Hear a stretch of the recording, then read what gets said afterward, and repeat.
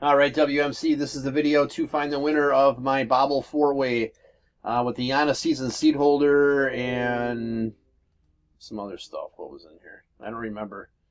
Oh, yeah, the Brogdon, the Blue Molly, and the I-94. So we will come over to the raffle here and type live. We have July 12th at 7:52 p.m. We have July 12th at 7:52 p.m.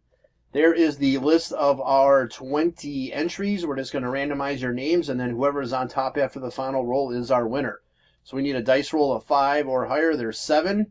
All right, 7 times. Here we go. 1, 2, 3, 4, 5, 6. Last and final. Here we go. Good luck. It is Joe. Spot 1 is your winner. So, Joe, please message me your selection. There is our verification code, our timestamp, once again, July 12th, 7:52 p.m. That's it, guys. Thanks.